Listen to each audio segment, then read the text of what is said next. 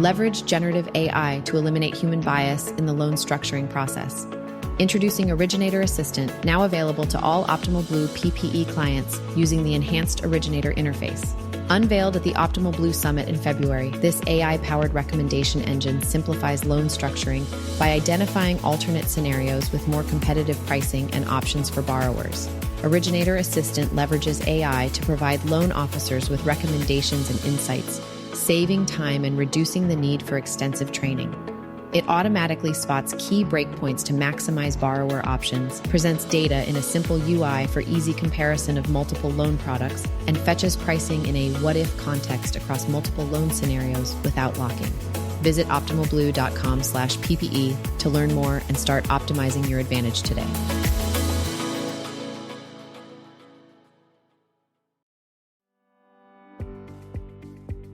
Welcome to Optimal Insights, your weekly source for real-time rate data and expert capital markets commentary, brought to you by Optimal Blue. Let's dive in and help you maximize your profitability this week. Welcome to Optimal Insights, your weekly source for timely market analysis and expert commentary from Optimal Blue. I'm your host, Jim Glennon, Vice President of Hedging and Trading Client Services at Optimal Blue. Our clients and industry partners have long relied on Optimal Blue for trusted insights and commentary, and these podcasts are an evolution of our commitment to keeping the industry informed. Let's dive into today's episode. Welcome, everybody. Today is Monday, May 12th. Thanks for being here. A lot going on. You may have already seen the news this morning. We'll talk a lot about our kind of surprise agreement with China on tariffs here in a little bit when we get into our main segment, which is going to be heavily Fed, tariffs, just generally what's going on in the market. In the interest of keeping you informed, we're always striving to bring you up to the hour current events, and we'll have a ton of that here today. Whether you're an originator, a hedger, capital markets people, block desk, operations, just, stay tuned and we'll let you know what you need to be thinking about. Great show today. We'll do that market update. We've got James Cahill from our desk, another great economic and markets expert from our team. He'll join us today to talk through the market update and likely will join us again at times in the future. Before we get into that, a little bit of data. OBMMI is just stubbornly stuck between 6.5 and 7. We're right about 6 3/4 today on the conventional 30-year fixed, but volume's still pretty good. I think you read articles about the spring selling season and buying season is still kind of a dud, and that may be generally true. We've talked a little bit about how some of those numbers can be skewed a little bit by things like ghost inventory. But generally speaking, we're seeing good lock volume. So there does seem to be some volume coming in, and it's not all purchase, right? We are continuing to see the refi indexes tick up as folks are sort of forced to refinance for whatever reason. A lot of it is cash out. Some of it just to pay off a higher balance, credit cards, loans, things like that. And we've talked in the past with some of our guests about how we may be in one of the best refi markets we've ever seen. We just don't know it yet. So continuing to keep an eye on that. Other than that, again, volume's pretty healthy. We're over 100% of what we would consider normal pre-COVID levels. So feeling good about that this week as we go into New York. A lot of you will be there. Definitely hope to see you in New York at the MBA Secondary Conference next week. So we'll be recording this podcast this Friday ahead of that. All right, let's get right into it. Let's move over, talk a little bit about market conditions. Okay, welcome, James, Jeff. Welcome to the show. Let's wrap a little bit. There's definitely a lot going on. We'll get to this morning's announcement here in a second, how that plays into all these different topics. But let's start out with the Fed. Big Fed meeting last week, James. Typical Wednesday announcement. Nothing super surprising, but still some acknowledgement of some of the tariff discussions that are going on and what effect those might have on the economy. What are the highlights, do you think, from the Fed announcement last Wednesday? Yeah, I think April was a month that's going to go down in market history. It was definitely an interesting one. If you were checking out the CME kind of day-to-day as I was, you'll know that at one point it was almost a 50-50 as to whether or not there would be a rate cut. But ultimately, as we got to the end of the month, it became very clear that the Fed was going to maintain the policy rate as it is, at 4.25 to 4.5. If you're looking forward to June, it shows about 90% today implied that there will not be a rate cut. If that holds, then we'll only have 4 Fed meetings left. which makes it increasingly unlikely that we're going to see 4 cuts this year. 3 is roughly priced in right now, but that could still change.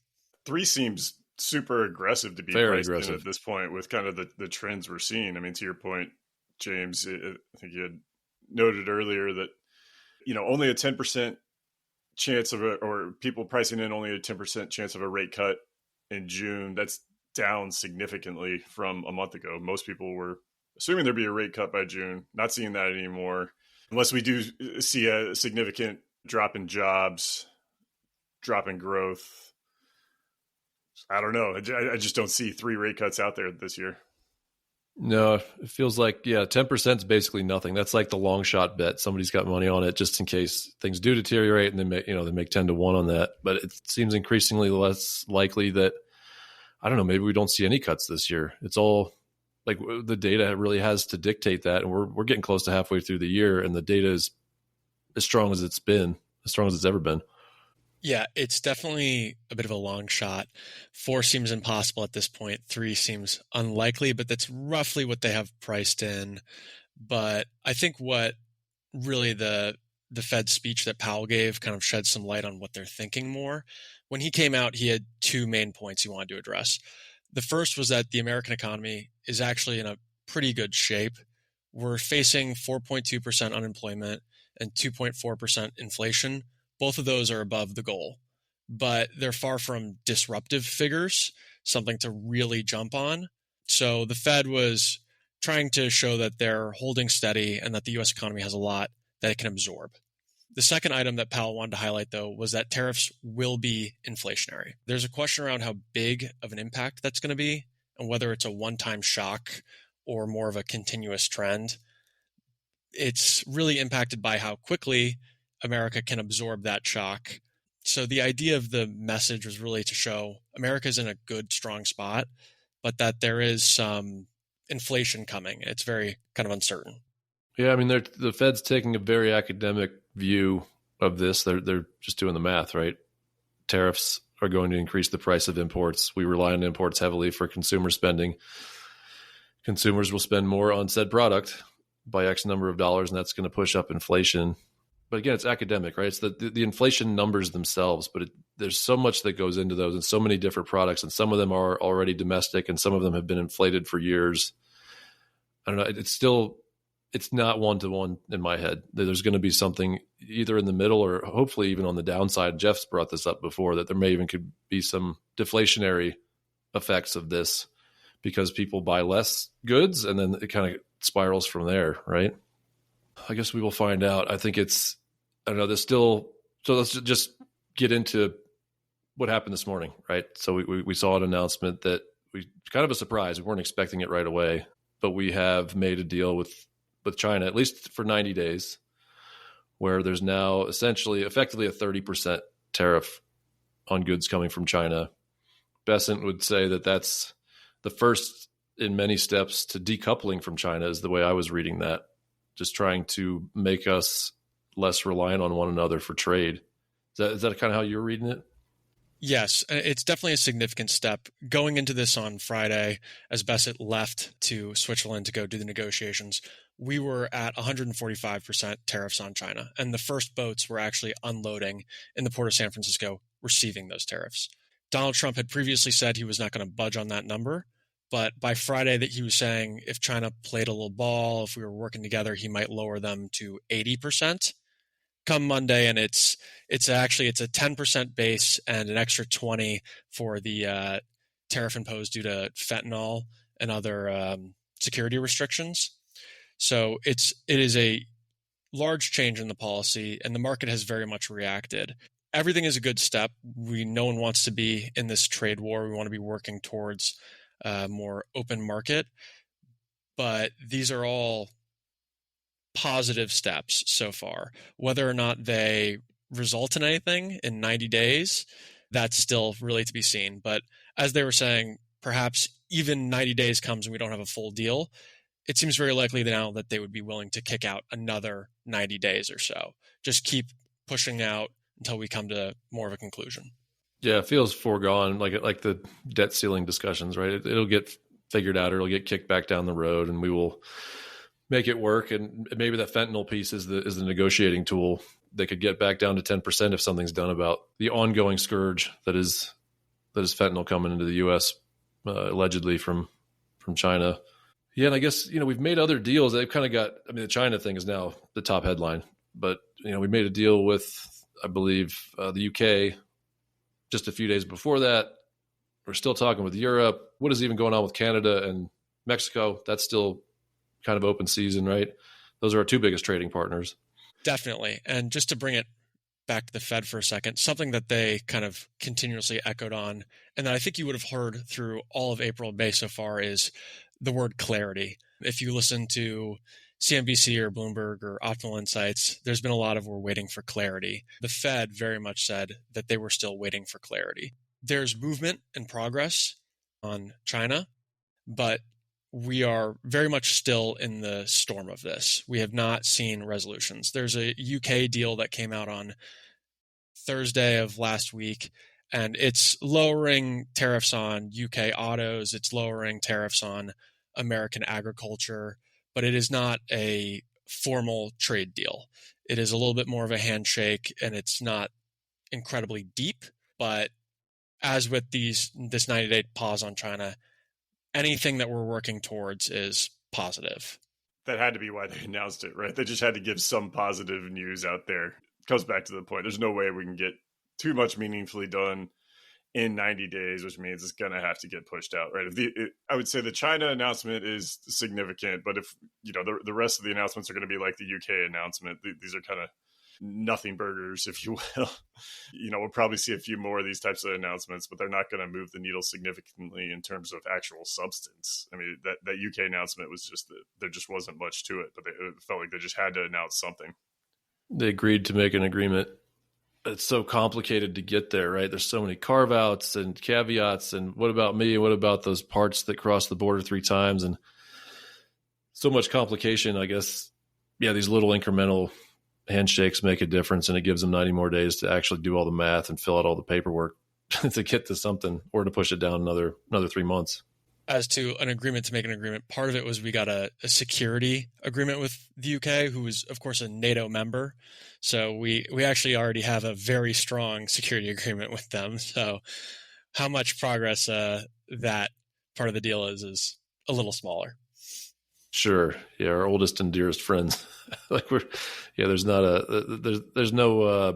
news in that. Again, that is a nothing burger that we've got a security agreement with the UK.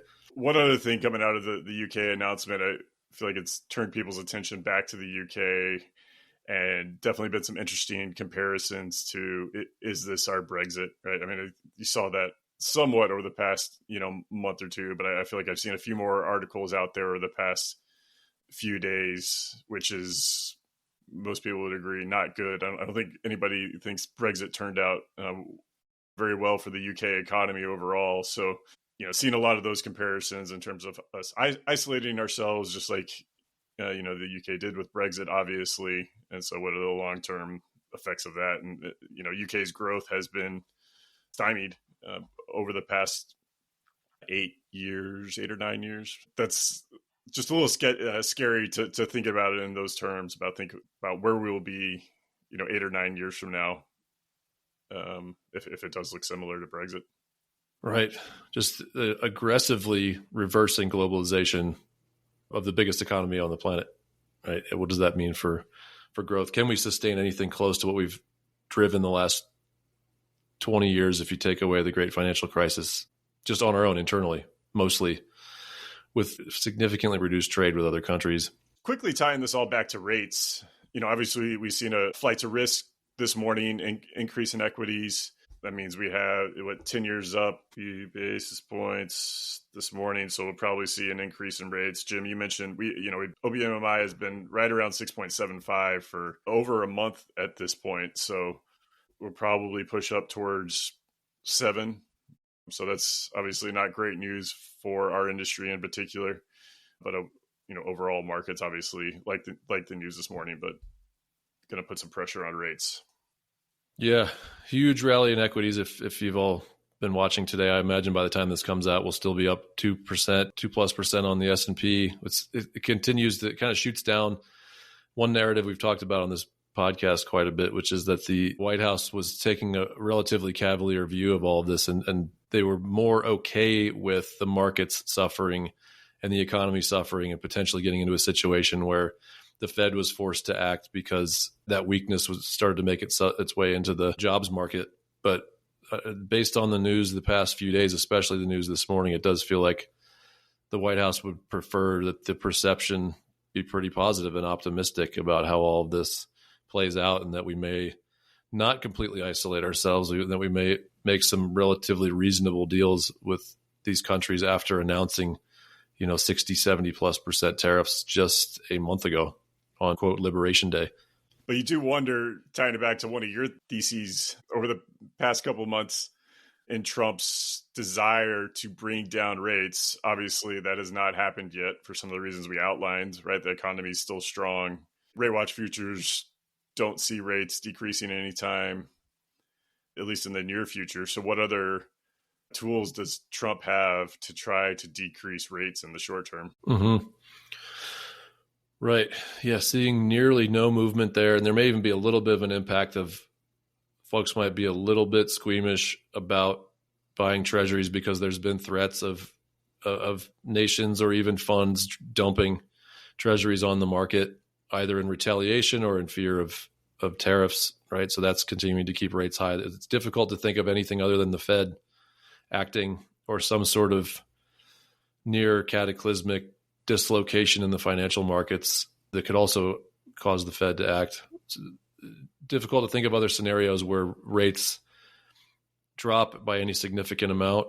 And that, strangely, with all this volatility, most of the projections for mortgage rates before the tariffs discussion happened and now, they're basically in the same spot that they've been for the past year, as everybody's expecting mortgage rates to be between 6.5 and 7 going into 2027, almost no matter who you ask. And it's kind of wild that those projections have held in. And I don't know, I'm more and more convinced that they're probably close to reality again, unless there is a major event, which, as we know from history, is almost likely to happen in the next 2.5 years. We just have no idea what it's going to look like. Yeah, right now I'm taking the over on most rate predictions. Taking the over. So you think maybe the 7 handle comes back, or you think that's more just maybe 6 7/8? Yeah, I think 7 handle could come back. Yeah. All right. Yeah, not what we'd love to hear in the mortgage industry, but I think we have to continue wrapping our minds around the fact that we needed a little bit of a reset in this industry, and it's been slowly happening over the past few years. And I think we're just in a rate environment that's probably more natural than what we've seen maybe since the great financial crisis, and 6s and 7s, maybe that spot. But even with rates being at those levels, there still is a lot of activity in home sales. There's still growing activity in refis, and we still would expect, and the MBA is still projecting a 16% increase in volume this year over last year, which has a lot of most mortgage companies profitable and in pretty good shape growth wise. We just may not get that huge, refi boom that we've all been hoping for since 2022 at this point. All right. So what do we have coming up this week now? This week's pretty heavy, but mostly inflation numbers we'd want to be keeping an eye on, maybe some retail sales. Yeah, on Tuesday, we're going to be seeing CPI, and similar on Thursday, we'll see jobs and PPI. So these are definitely the big inflation reports that you want to keep your eyes on. We should probably by now be seeing the tariff impact. So these are definitely ones to pay attention to, though with the new news in China, we might see some reversal come next month. I thought one of the really interesting ones to check out is on Friday. There's the import price index.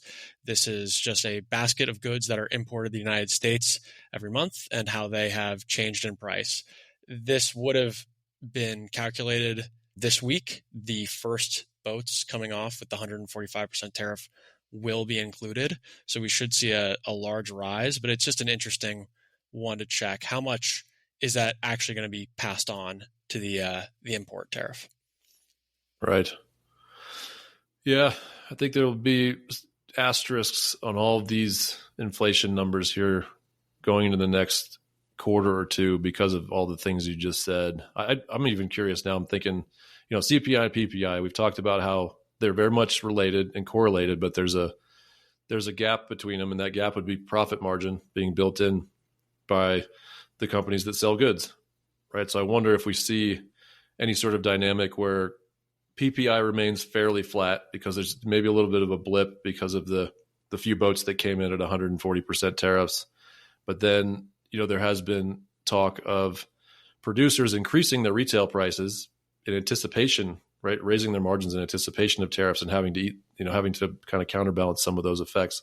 I wonder if we see CPI jump more than PPI in the short term, just to reflect that kind of margin differential, just like we would do in the mortgage industry, right? Raise margins a little bit in a volatile market. Like this is for a producer, super volatile market. I don't know what my goods are going to cost next month. So I may have to increase what I'm charging for my product to weather that storm, right? When it comes. Anything else of note coming up later this week, James? Nothing else of strong note there. I had a good little fun fact I picked up this week. Do it. Jim, do you have any idea what country has the most Bloomberg terminals per person? Per person? Per capita Bloomberg terminals. I'm going to guess it's not the U.S., or this wouldn't be a tricky question. Oh, man, it's going to be some small. Related to some recent news, or maybe not related, but it's been come up in the news recently. Definitely, and it is small. It's not Hong Kong or something like that, is it? It's actually the Vatican. The Vatican has 17 Bloomberg terminals and roughly 900 people. So about 2% of people in the Vatican have access to a terminal, which is just an interesting stat in relation to our first American Pope. It's exciting for us. That's a good indicator. That is an interesting stat. Like, what are they watching, you reckon? What are they using their terminals for over there? Do they say? It's for currency, because the church is so international and they have parishes every country on the planet. So sure. Maybe they're doing a little hedging too, a little currency hedging. That is an interesting factoid. Nice one. What does the Vatican's mortgage-backed security portfolio look like, I wonder? I'm sure they're diversified. There's no better high-yielding asset that you can find right now, I don't think. I don't know that I'd be trusting corporate bonds in this environment. All right, James, Jeff, thank you for the time and the discussion. Good stuff. Thank you for having us. All right, let's wrap this thing up. Thanks again to James and Jeff for the discussion today. A lot to think about, a lot to keep an eye on this week. And again, we'll record another one of these on Friday, do a couple more updates on tariffs and what to watch out for in the coming week, and hopefully see a ton of you at the MBA Secondary in New York next week. That is coming up here very quickly. Big industry conference. So see you there. And that's it for today. Join us next week for another episode of Optimal Insights, where we'll continue to provide you with the latest market analysis and insights to help you stay ahead. Don't forget to follow us on LinkedIn for more updates and to access our latest video episodes. You can also find each episode on all major podcast platforms. Thank you for tuning in to Optimal Insights.